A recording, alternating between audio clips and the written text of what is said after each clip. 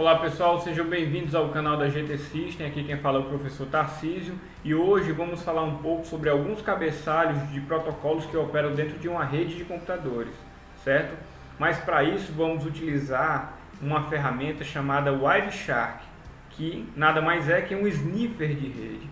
E o que seria um sniffer de rede? Um sniffer seria uma ferramenta capaz de analisar o tráfego de rede. Por que eu trouxe essa ferramenta para vocês? Porque muitas vezes a gente não vê propósito no estudo do cabeçalho de alguns protocolos, certo? A gente não vê nenhum tipo de propósito. A gente não sabe como verificar isso na prática. E é justamente isso que eu venho trazer aqui nesse vídeo, certo? Então vamos iniciar a nossa videoaula que vocês vão entender melhor. Coloquei aqui o nosso tema, né, o Wireshark Sniffer, e logo em seguida eu coloquei aqui o cabeçalho IP, certo? Dentro do cabeçalho IP nós temos diversas informações, e essas informações eu vou explicar na teoria e logo em seguida a gente vai verificar essas mesmas informações na prática, certo? Então vamos lá. Aqui dentro do cabeçalho IP nós temos o campo versão e tem uma barrinha IHL. O que é isso, pessoal? Versão nada mais é que a versão do IP, do protocolo IP, se é a versão 4 ou a versão 6. E esse IHL seria o comprimento do cabeçalho, certo? O cabeçalho limpo, sem ele ter nada agregado ainda a ele, certo? Não tem nenhum tipo de tecnologia agregada a esse cabeçalho, nenhum tipo de carga. É só o cabeçalho limpo e seco, para melhor dizer, certo? No popular. Então, vamos verificar essa informação na prática. Eu tenho aqui uma máquina virtual, certo?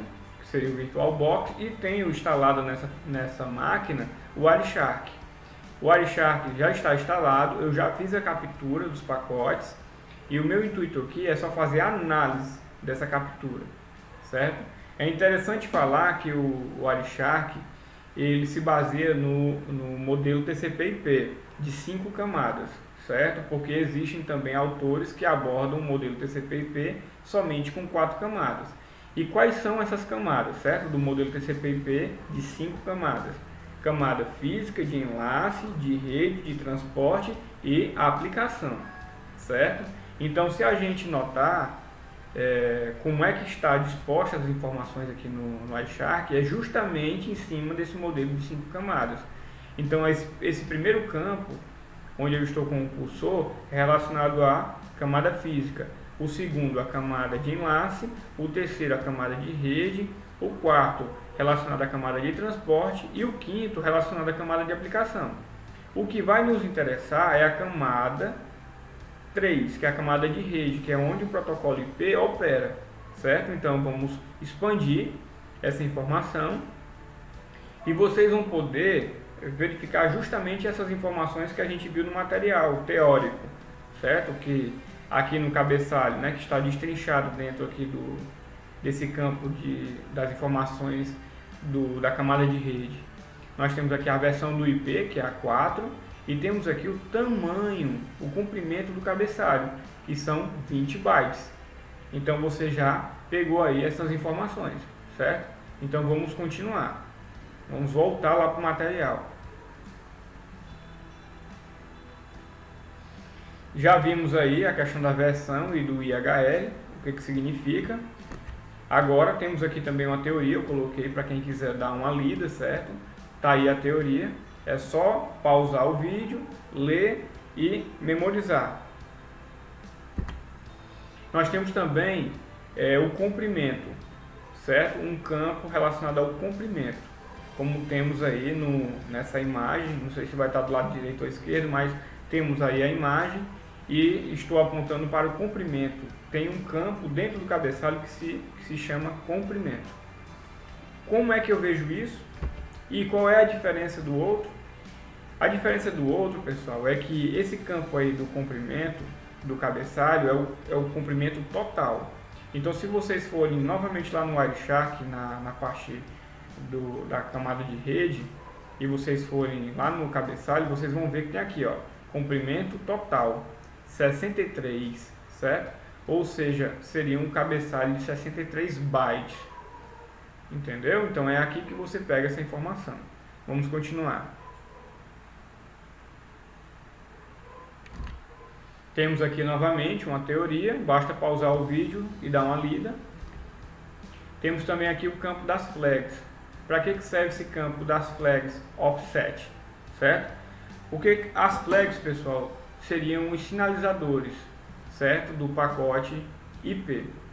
É através das flags que você vai saber se um pacote foi fragmentado ou não. Para entender melhor essa questão que eu estou falando, eu aconselho o estudo sobre o termo MTU, certo? Que seria a unidade máxima de transmissão. Toda rede, dependendo da tecnologia da placa de rede, você vai ter ali uma taxa máxima de envio de pacote. Geralmente é 1.500 para o tráfego dentro de uma rede cabeada, certo? E para a rede Wi-Fi, dizendo do modo mais simples possível, seria 1.492, certo? A taxa de transmissão máxima do pacote, o tamanho máximo do pacote. Então, quando você manda um pacote na rede que está acima desse tamanho definido, esse tamanho máximo de 1.500 para uma rede cabeada, o que vai acontecer? Esse pacote vai deixar de ser transmitido? Na maior parte das vezes, não. O que vai acontecer com ele? Ele vai ser fragmentado. E quando ele é fragmentado, ele recebe uma sinalização que ele não é um pacote inteiro, e sim um fragmento, através do bit 1. O bit 1, nesse campo aí das flags, que vai estar lá MF, offset, e vai estar lá como 1. Se tiver como 1, é porque ele faz parte de um todo. Ele é um fragmento de um pacote completo. E quando termina de ser lançado esses fragmentos na rede, o último pacote recebe o bit 0, sinalizando que ele é o último pacote dessa sequência, que vai ser montada lá à frente. Agora, se você faz uma análise e verifica que todos os pacotes que chegam estão como bit 0, então é porque o pacote não foi fragmentado. Ah, Tarcísio, mas eu ainda não entendi. Como é que a gente vê isso na prática? Eu coloquei aqui uma teoria, certo? Para vocês darem uma lida e tentarem entender o que eu estou dizendo, mas a gente vai também lá para o Wireshark para ver isso na prática. Vamos aqui no VirtualBox novamente, e aqui nós temos o campo das flags, que são sinalizadores. Lá no campo da flag vai ter a questão tá aqui, ó, fragment, né, offset, que está recebendo aí a identificação do bit 0. Ou seja, esse pacote, ó, se a gente for verificar aqui, ó, a sinalização da não fragmentação está ativa, está com bit 1. Ou seja, para onde eu tentei comunicação, não está permitida a fragmentação do pacote. Não está permitido, ele não vai fragmentar o pacote. Ou seja, logicamente que o campo da flag, né, que vai sinalizar que o pacote não está fragmentado, vai estar como 0. Obviamente, seria dessa forma, certo? Então aqui seriam as flags do nosso cabeçalho IP. Então, continuando, né, vamos voltar aqui ao material. Estou tentando fazer o mais breve possível esse vídeo para não ficar muito longo. Então, agora nós temos aqui o Time to Live, né, o Time to Live. Seria o nosso TTL. Quando você faz um teste de comunicação como o ping, né, ele te retorna lá um TTL, certo? Que seria a quantidade de saltos que aquele pacote vai dar até chegar ao destino. Para que existe isso? Para não se tornar, por exemplo, você testa a comunicação da origem para o destino. Digamos que o destino não esteja mais operante, esteja offline. Você vai tentar a comunicação com esse destino. Se não houvesse um limite de saltos, esse pacote iria ficar trafegando na rede, procurando o destino infinitamente. Então, para que isso não ocorra esse loop, né, infinito, eles determinaram uma quantidade de saltos, uma quantidade de hooks que pode ser dado. Se for no padrão, certo, pessoal? Se for um sistema da Microsoft, geralmente ele está padronizado em 128 saltos. Se for um sistema Linux, está padronizado como 64 saltos, certo? Então, se eu tentar comunicação de uma máquina Windows para um destino qualquer, ele vai ter que fazer uma tentativa de 128 saltos no padrão, certo, pessoal? Então, essa seria a explicação do que significa o Time to Live, o TTL, certo? A quantidade de saltos que a gente vai poder ter aí na nossa comunicação. E agora também temos aí a parte do Type of Service. O que seria isso, pessoal? Eu não coloquei um exemplo, eu vou até mostrar isso no Wireshark, mas eu não coloquei um exemplo aqui, nenhuma teoria sobre esse campo, porque eu vou tentar explicar aqui para vocês rapidamente, certo? O tipo de serviço está relacionado com a parte do QoS, certo? E o que seria isso? Para você ter uma qualidade de serviço, você tem que dizer qual pacote tem prioridade sobre outro.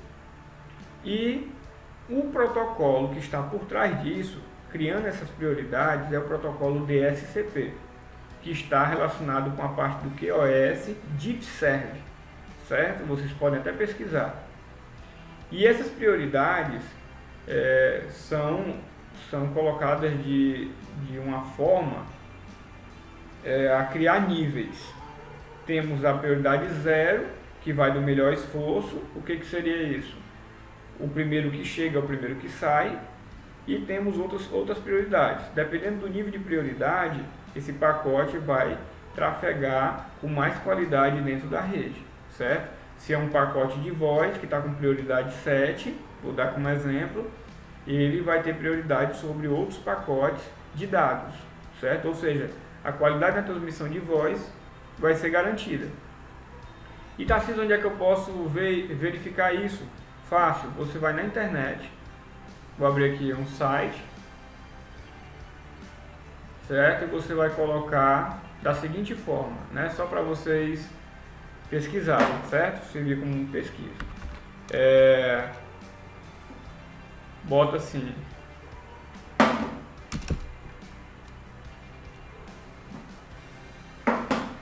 prioridade, tabela de prioridade DSCP, que é o protocolo que está relacionado com aquele campo TOS, certo? Então você vai ter aqui uma tabela, vou abrir aqui uma imagem qualquer, onde vai ter os níveis de prioridade, certo? Se vocês quiserem dar uma estudada nesse conteúdo, eu aconselho, porque é bem interessante. Então, voltando aqui, né? Já explicamos aí o campo TOS, que seria o campo Type of Service, e agora vamos para o campo do protocolo.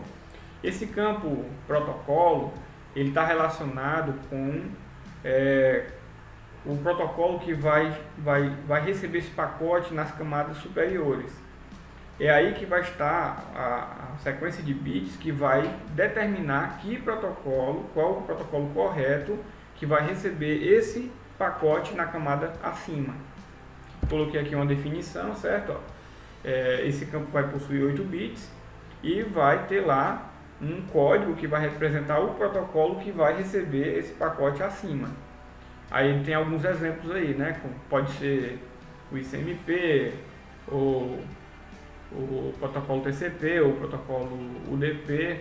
Temos esses exemplos aí para dar para vocês, certo, pessoal? Então, esse campo protocolo é para dizer qual protocolo esse pacote aqui, que está agora na camada de rede, ao passar para a camada de transporte, qual protocolo vai receber esse pacote, certo? Então, dentro desse campo, vai ser identificado isso. Temos aí a definição, né? Quem quiser dar uma lida. E temos agora os campos de origem de IP, o IP de origem e o IP de destino. Obviamente, como é um pacote de rede, um cabeçalho IP, e está na camada de rede, vamos ter aí que ter a identificação dos endereços lógicos, certo? Então, qual que vai ser o endereço lógico da origem e o endereço lógico do destino? Então, são essas as informações que devem estar presentes dentro do cabeçalho. Lembrando que o IP possui 32 bits. Então, esse campo aí, né, da origem do destino, obviamente vai ter que ter um espaço de no mínimo 64 bits para receber essas informações. E agora, pessoal, não sei se vocês notaram, nós temos aí um datagrama, né, um pacote IP, falamos do cabeçalho IP, e junto a ele nós temos agregado a ele o cabeçalho ICMP. Mas como é isso, né? Você tem um cabeçalho anexado ao outro. Tem que ser assim, pessoal. O ICMP trabalha em conjunto com o IP para dar alguma qualidade na transmissão, certo? Algum controle de fluxo. O ICMP é um protocolo que serve para ter controle de troca de mensagem. Ele serve para fazer testes na comunicação. E é por isso que ele está anexado ao IP, para o IP conseguir ter algum tipo de controle de fluxo, certo? Logicamente que hoje em dia nós temos outros protocolos que fazem um controle até melhor do que o ICMP. Porém, quando ele foi construído, né, quando ele foi elaborado, ele veio com esse intuito de dar alguma qualidade na transmissão do pacote IP, certo? Então nós temos aí o campo do ICMP, né, que é o Type of Message, ou seja, o tipo de mensagem. O que seria isso, pessoal? Quando você faz um teste com o ping, né, que o ping é o comando, e é um comando, e por trás desse comando está lá o protocolo ICMP. Quando você dá um ping para algum destino, e você recebe algumas informações correspondentes a esse destino, se está acessível ou não, se está alcançável, se teve erros de comunicação, ele te diz tudo isso quando você faz um teste de ping. Eu vou aqui no meu CMD e vou tentar aqui fazer um ping, dar um ping aqui para o Google, o DNS do Google. Vocês vão ver que ele vai trazer até mim algumas informações. E é justamente isso, é justamente esse o papel do protocolo ICMP, certo, pessoal? E temos aí, dentro do cabeçalho IP, o tipo da mensagem e temos também o código. Então, o que seria o código? O código seria um outro campo reservado a dar mais detalhes para o tipo de mensagem. Exemplo, eu tenho aqui a mensagem que o host não está acessível, e juntamente com essa informação eu tenho outras informações detalhando um pouco mais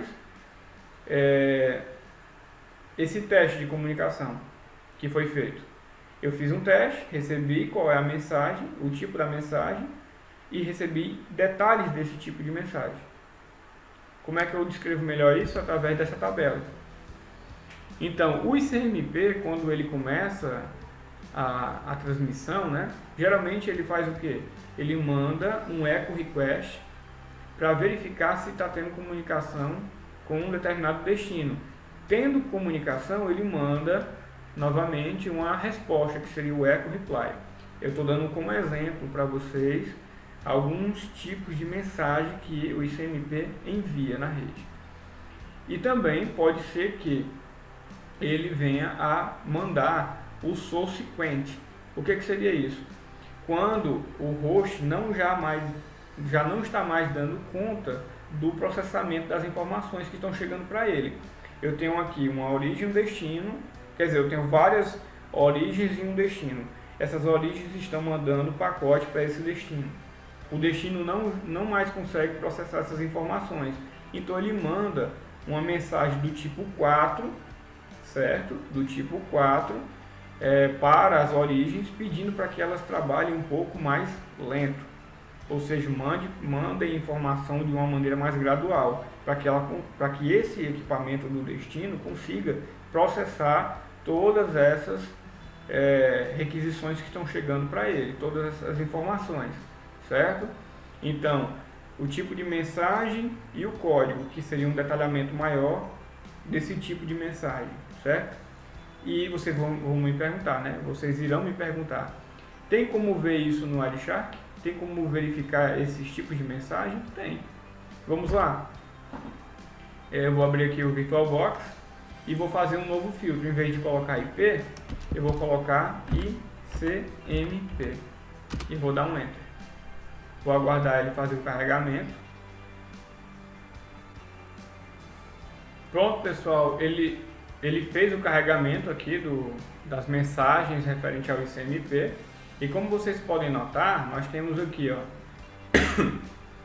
a comunicação, né, ICMP, está aqui o protocolo, eu fiz o filtro. E nós temos aqui um echo request, que seria como se fosse uma pergunta, uma solicitação. E temos o echo reply, ou seja, uma resposta. Ou seja, se eu obtive se eu tenho aqui um echo request seguido de um echo reply, é porque a comunicação foi solicitada e obteve resposta. Então, foi e voltou, certo? Teve comunicação. E temos aqui o time to live, certo? Que é outra informação que já tratamos, certo? Então, esse seria o exemplo que eu tenho para dar para vocês, certo? Então, pessoal, através do Wireshark, vocês conseguem verificar essas informações, certo? Ó, echo request, echo reply e por aí vai. São infinitas as possibilidades, né, que você vai ter de análise com o Wireshark, certo? Espero que vocês tenham gostado dessa videoaula, certo? O material já finalizou. Continue nos acompanhando, se inscreva no canal, compartilha, né? Se possível, curte aí o nosso vídeo, que em breve vamos preparar novos vídeos, certo, pessoal? Então, até mais!